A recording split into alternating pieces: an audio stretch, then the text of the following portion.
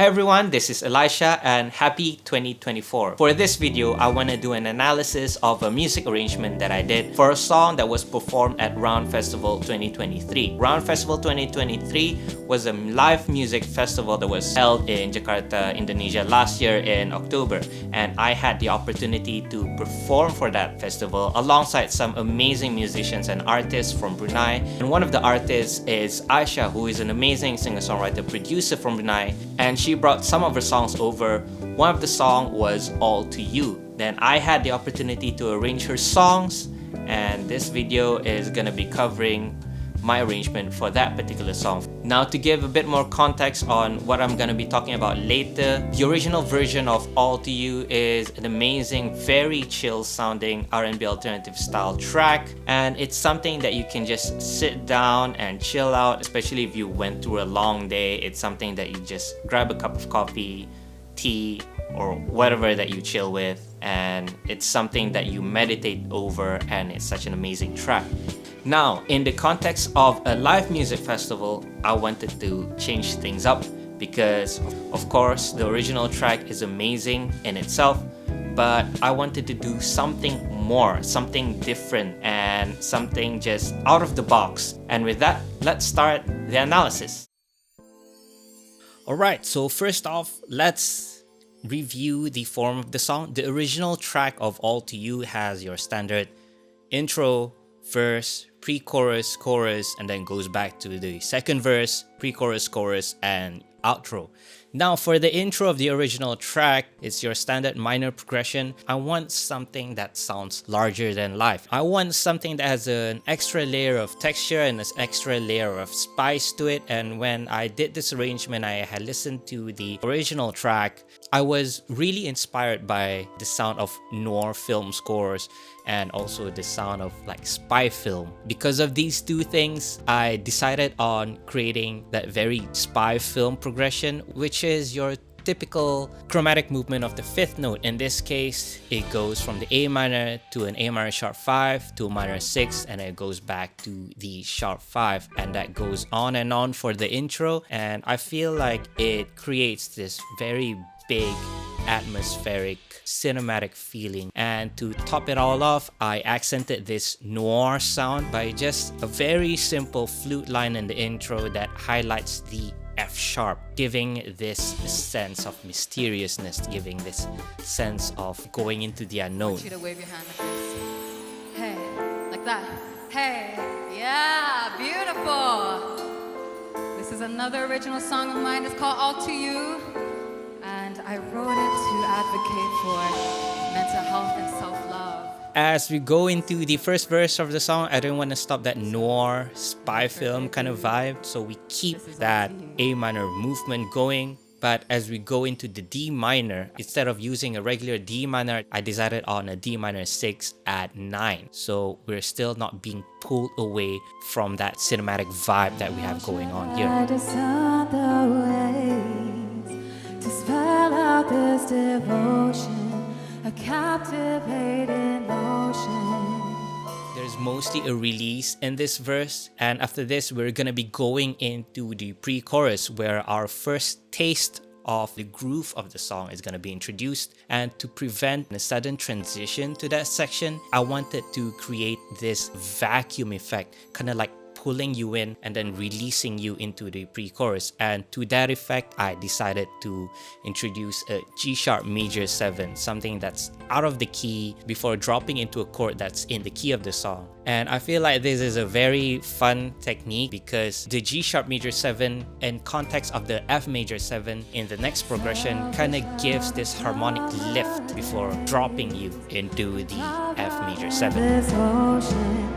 Rocking with emotion. Next, in the pre-chorus, it's a very standard neo soul progression of F major, D over E, G over A, and these are just very common chord substitutions if you want to avoid minor chord progressions that are too explicit. And these chords are very floaty, and because of this, I want to make sure that people are still listening. I want to make sure that people are still paying attention. So for the first part of the pre-chorus, to kind of like wake people up in a sense, I introduced this E over F sharp passing chord before going back into the F major 7. And as we end the pre-chorus, just that one silent beat on the final bar of the song is enough to create that suction movement, that vacuum, that tension before releasing into the chorus.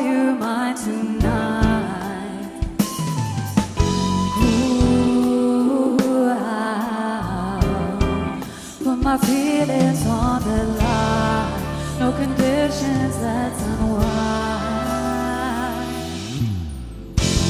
As we enter the first chorus of the song, we are now introduced to the full extent of what the groove and the rhythm of the song is. I want to treat it as a chorus and not take away from the words, not take away from the melody, because I feel like those are important elements. So we go with a very standard neo-soul chord progression before ending the whole section with a bit of a spicy additive of a C over D, G over A, and A sharp major 7. The reason why I did this at the end of the progression is because it's mostly a release in the bigger context. So I wanted a very crunchy tension at the end just to let people know that yes, so that's the chorus. Let's go back to the verse.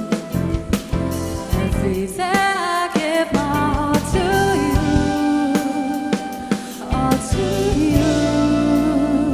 Now, as we go back to the second verse of the song, I wanted to take the audience back down on the ground because I kind of see the chorus as something that's like up in the sky. But of course, we want to pull people back down, but I did not want to pull people back to square one. We are already in the second verse of the song, in the middle of the story, in the middle of the journey. There has to be a change. There has to be something that keeps it moving forward so that there's always something new to be discovered in the music that they're listening. So with that, there's a 1 bar silence except for the melody, except for the words. But I didn't want it to kind of be released into your standard sustained chord. So instead of just being happy with the silence, I introduced this offbeat chord progression of F major 7 going to C sharp major 7 to a G sharp major 7 and ending with a very floaty E over G sharp, just to kind of give this send-off, final taste of that tension before going into the G over A chord in the third bar. Mystic manner in the air, wide and awakening, spirit. And then of course, at this point, the groove has been established. Instruments are working harder now. In terms of harmony, there's nothing much going on. I feel like that silence at the beginning and the offbeat chord progression in the second bar was enough of a tension for this part of the song. I feel like it gives a really nice contrast because the chorus before this has been very intricate, the rhythms are very precise, and then you have the silence at the first bar of the second verse and then the fancy spicy chord progression in this second bar. I feel like we want to give the audience kind of like a breather. Of course, with that in mind, I don't want to make it too calming because you have all these instruments you want to take advantage of. And although even if the chord progression is simple, I wanted a bit of a sonic texture or a sonic tease even in the simplicity of things. And with that in mind, I introduced this unison on the fourth bar before going into the second round of the second verse, just to kind of like give a bit of a texture even though everything is sort of like in a released state. Spirit left unshaken, oh, faithful to himself alone. But don't be so mistaken, it's a love far from forsaken, no.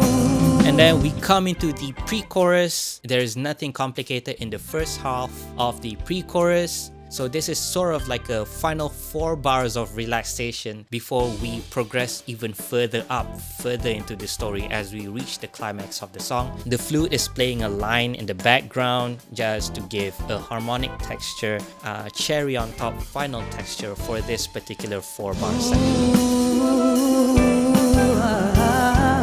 And I hope that you don't mind if I call you mine tonight.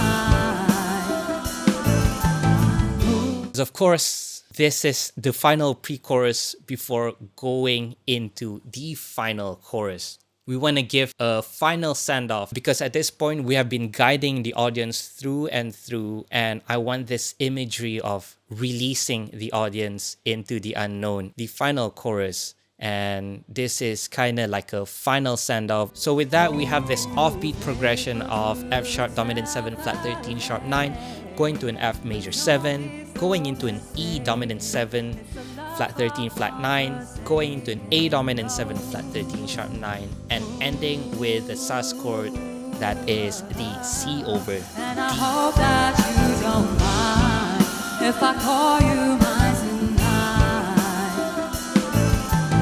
Ooh, I'll put my feelings on the line. Now we go into the final chorus, and because there's just so much tension, there's just so much harmonic crunch going on in that last final 4 bars of the pre-chorus, I wanted the final chorus to be harmonically simple, harmonically familiar, and I want the rhythm of the song, the drive of the song to take control of the song, as being shown with this driving 8th note groove. The progression is pretty straightforward, and I feel like with arrangements like this, you kind of have to give and take. Not everything has to be in the forefront, something has to give, and for the whole song, the harmony has always been taking the forefront. But for the final chorus, like I mentioned with the first chorus, I want a sense of familiarity. I want the melody, the lyrics to shine and have every instrument to harmonically take a back seat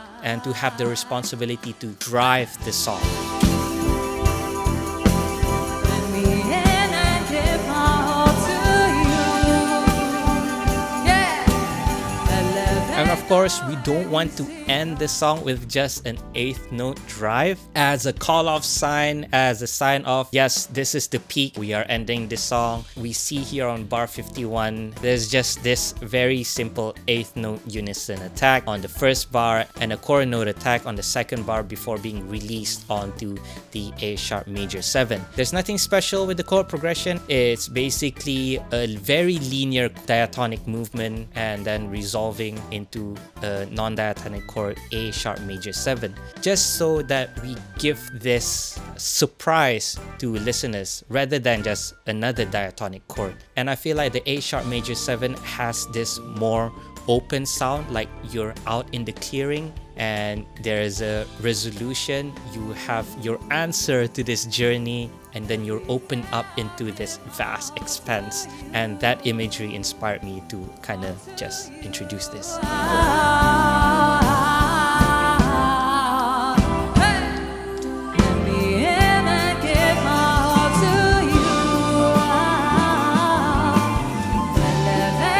And then finally, in the last 2 bars of the chorus, it's something that you can find in a lot of gospel songs. This D over F sharp chord before going chromatically down into the F major 7.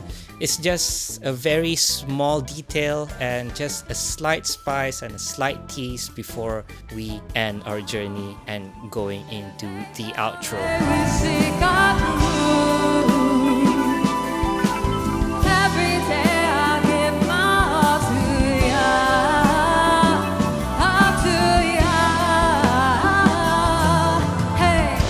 And of course, with just so much spice, so much crunch with the harmony and the rhythm for the entire song, I want an ultimate release of everything by just introducing this simple chord progression in the outro. I want to give credit to Aisyah because she recommended the outro to sound this way, and I agree with her because yes, it gives this very, very strong release, this very strong harmonic resolution, not just in the section itself, but looking in the context of the arrangement and the song and the performance as a whole. It makes you feel like you're relieved, all your muscles are relaxed, and that was your journey. Listen, no one can do it like we do.